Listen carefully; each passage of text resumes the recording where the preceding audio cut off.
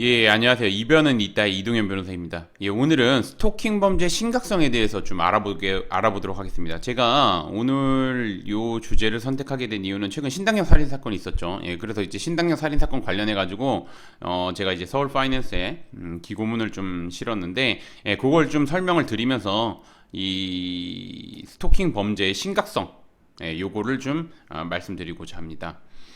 예, 제가 우선은 뭐 기사를 좀 쓴 이유는 우선 스토킹 범죄에 대해서 되게 뭐 이렇게 큰 경각심을 안 느끼는 분들이 일반적으로 많은 것 같아서 그 경각심을 느껴야 된다는 점을 좀 어필하고자 기고도 했고 지금 이 유튜브도 찍고 있는 부분입니다. 그래서 좀 정확하게 이게 명확하게 범죄고 엄중하게 처벌될 수도 있다는 거, 그리고 최근 이슈가 돼서 엄중하게 처벌되고 있습니다. 그런 거 좀 정확하게 알고 다른 사람이 싫으면 그냥 하지 않아야 된다는 거, 그거 좀 정확하게 말씀드리고자 이제 오늘의 요 기사, 그리고 제가 기고를 올렸고 오늘의 이 기고를 설명을 드리고자 이제 오늘의 요 방송을 요 유튜브를 지금 찍고 있는 겁니다. 그래서 이제 보시면 최근 30대 남성 A씨가 신당역 여자 화장실에서 평소 스토킹을 하던 여성을 흉기로 살해한 사건이 있었습니다. 일명 신당역 살인 사건이라고 부르죠.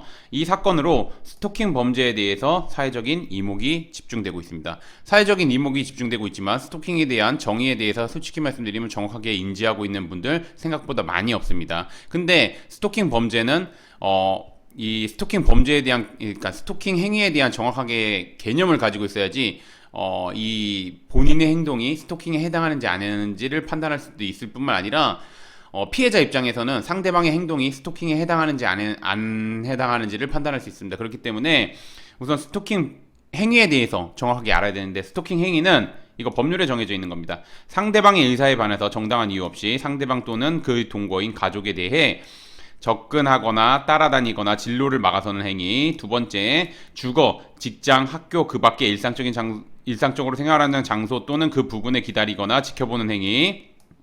세 번째, 우편, 전화, 팩스 또는 정보통신망을 이용해 물건이나 글, 말, 부호, 음향, 그림, 영상, 화상 등을 도달하게 하는 행위.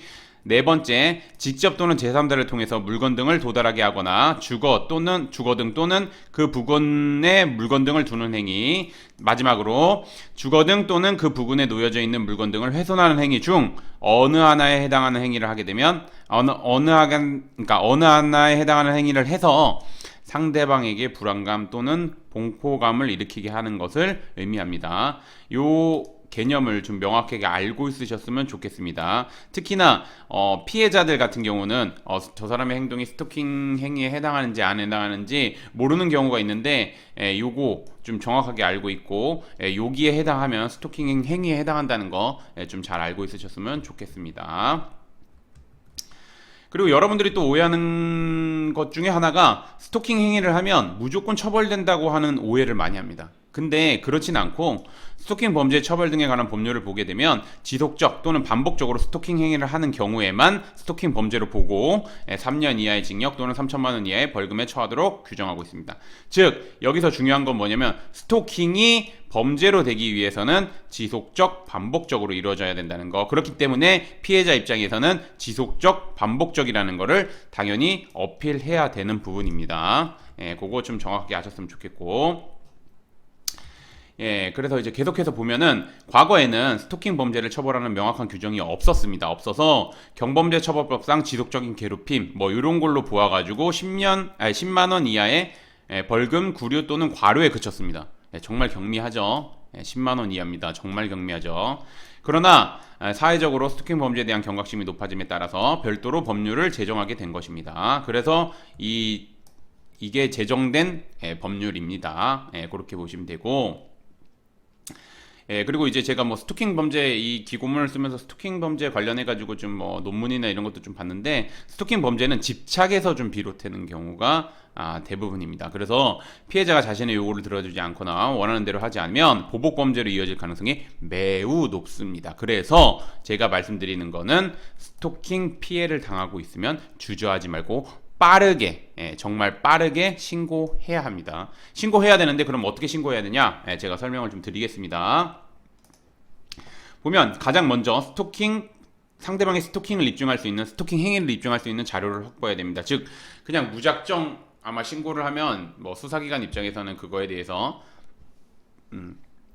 뭐 증거가 있어야 된다 이런 말을 할 겁니다. 아마 안내해 주시면서 뭐 이제 신고를 하러 가게 되면 이제 담당 뭐 그 수사관님이나 아니면 이제 수사관님들께서 그런 걸 설명해 주실 텐데, 그래서 그렇게 그 무작정 가는 것보다는 우선은 자료를 확보해 가지고 들어가는 게 제일 중요합니다. 그래서 보시면 주거지나 직장 주변의 CCTV 영상, 그 다음에 이제 차량에 설치된 블랙박스 영상, 상대방이 보낸 메시지 내용, 상대방이 전화를 건 부재중 통화 내역, 그 다음에 상대방과의 전화통화 녹음 파일 등 객관적인 증거를 확보하는 한편, 그러니까 상대방이 스토킹 행위를 한 장소, 날짜, 피해 내용 이런 거를 좀 육하원 측에 따라서 구체적으로 기록해 놔야 됩니다. 그래서 이렇게 해놓은 상태에서 상대방에 대해서 수사기관에 신고함과 동시에 고소하는 거죠. 상대방으로부터 스토킹 받은 경위, 내용, 피해 상황 등을 가서 구체적으로 진술해야 됩니다. 나아가서 상대방이 추가적인 스토킹이나 보복을 하지 못하도록 하기 위해서 수사기관에 응급조치, 긴급응급조치, 장점조치를 요청해야 합니다. 그래야지 이런 조치들 취해줍니다. 물론 이제 수사관님들 입장에서 보통 요즘에 신당역 살인사건 이슈가 됨에 따라서 뭐 응급조치, 긴급응급조치, 잠정조치 이런 거 이제 알아서 잘 취해주시긴 하지만 그래도 한 번 더 어필하시는 게 좋습니다. 이렇게 아시면 좋고, 그 다음에 이제 계속해서 보겠습니다. 스토킹 범죄에 대해서 과거보다 처벌이 강화되어 있고 여러 조치들, 즉 아까 말씀드린 것처럼 응급조치, 긴급응급조치, 잠정조치 여러 조치들을 취하고 있다고 하나 아직까지 제가 보기엔 미흡한 점이 많습니다. 특히 보복범죄로 나아가는 것을 예방하기 위한 내용이 정말 부족해 보입니다. 이게 단적으로 드러난 것이 바로 신당역 살인사건이라는 참사로 드러난 것입니다. 그래서 제가 주장드리고자 하는 것은 요 세 가지입니다. 세 가지인데 요거는 좀 간략하게 좀 설명을 드리겠습니다. 보면은 스토킹 범죄를 방지하고 보복 범죄로 나아가는 것을 막기 위해서 우선 지금 반의사 불벌죄로 있습니다. 반의사 불벌죄가 뭐냐면 피해자와 합의를 하게 되면 거기서 이제 사건이 종결되는 겁니다.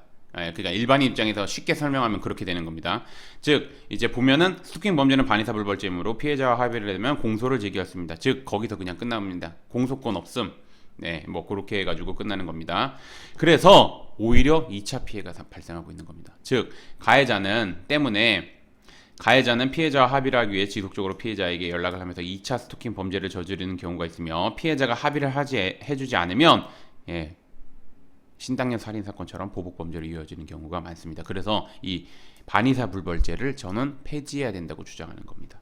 그 다음으로 주장하는 게 뭐냐면 위치 추적, 가해자에 대한 위치 추적을 할 수 있는 법률을 제정해야 된다는 겁니다. 보시면 이건 좀 구체적으로 좀 설명드리겠습니다. 보시면 스토킹 범죄의 피해자는 응급조치, 긴급응급조치, 잠정조치를 청구할 수 있습니다. 수사기관에 요청할 수 있습니다. 그리고 수사기관은 이런 걸 해줄 수 있습니다. 하지만 이런 조치들은 실질적 효율성이 있다고 솔직히 말하면 보여지진 않습니다. 그렇기 때문에 가해자 입장에서는 잠정조치 등을 받게 되면 심적으로 부담은 될 수 있으나 마음만 먹는다면 피해자에게 접근할 수 있습니다. 이거 피해자에게 접근하면 미리 미연에 방지할 수 있는 방법이 없습니다. 조치하지 말라는 거지. 조치하지 말고 그러니까 접근하지 말고 100m 이내에 접근하지 말라. 100m 이내에 접근하고 나중에 처벌받는 겁니다. 그러니까 보복범죄로 나아가는 것을 막을 수는 없는 겁니다. 미연에. 그렇기 때문에 제가 항상 지금 미흡하다고 말씀드리는 겁니다. 그래서 선제적인 조치가 어려울 뿐만 아니라 이게 가장 중요합니다. 선제적인 조치가 중요한데, 보복범죄를 방지하기 위해서 선제적 조치가 필요한데 이건 다 후발적 조치들입니다. 그렇기 때문에 어려울 뿐만 아니라, 물론 이제 뭐 잠정 조치를 해가지고 뭐 접근하지 말라, 뭐 하지 말라 말뿐인 겁니다. 말뿐인 거. 뭐 실질적으로 뭐 이렇게 할 수 있는 게 없습니다. 지금 솔직히 말씀드리면. 그래서 제가 말씀드리는 거는 뿐만 아니라 가뜩이나 피해자가 가해자의 잠정조치 위반 등을 입증해야 됩니다. 그래서 제가 말씀드리는 거는 가해자에 대해서 위치 추적 전자장치를 설치하게 함으로써, 물론 이제 요즘 위치 추적 전자장치를 해도 성범죄자가 위치 추적 전자장치를 해도 성범죄를 또 저지르고 이런 경우가 있다고 하더라도, 이거는 제가 보면 좀 최소한 선제적으로 절취를 하기 위한 최소한의 조치인 것 같습니다. 그럼에도 불구하고 이런 조치를 취할 수 없는 거기 때문에 이거는 좀 제가 보면은 좀 할 필요가 있다고 보여집니다. 그리고 마지막으로 제가 말씀드리는 거는 스토킹 범죄에 대해서 적극적인 구속 수사와 무관용의 원칙이 적용돼야 됩니다. 솔직히 말씀드리면 저도 뭐 저한테 이제 면담 뭐 이제 의뢰를 하거나 이러시는 분들을 보게 되면 이제 피해 당하는 거 말씀드리는 겁니다. 근데 오시는 게 상대방이 뭐 말 그대로 기소유예 났다, 뭐 아니면 가벼운 벌금형 정도다, 뭐 이런 식으로 이제 끝나서 이제 오시는 경우가 많습니다. 그런 걸 보게 되면 솔직히 말씀드리면 당한 피해는 정말 큰데 일반 웬만한 형사범죄보다 월등히 큼에도 불구하고 처벌 수위는 굉장히 낮게 돼 있습니다. 가뜩이나 피해자 같은 경우는 스토킹 범죄 피해자들 같은 경우는 계속 일상생활을 하면서 계속 불안에 떨게 됩니다. 그리고 그러니까 이 사람이 접근해 오지 않을까, 이 사람이 보복하지 않을까, 이 불안을 떠는데, 그렇기 때문에 그런 거에 대한 엄중한 조치를 취하기 위해서는 구속수사와 무관용의 원칙이 적용돼야 된다는 겁니다. 그래서 이제 보시면 스토킹 범죄는 이례적인 경우에 성립하지 않습니다. 제가 아까 말씀드렸습니다. 스토킹 행위를 한다고 스토킹 범죄에 해당하는 거 아닙니다. 스토킹 범죄에 해당하려고 하면 지속적 반복적이어야 된다는 겁니다. 그래서 이제 다시 말해 스토킹 범죄가 성립했다면 일정 기간 동안 피해자에게 지속적 반복적으로 접근했다는 것인데, 이는 구속사유 중 하나인 재범의 위험성, 피해자 등의 위해 우려 등에 해당할 수 있습니다.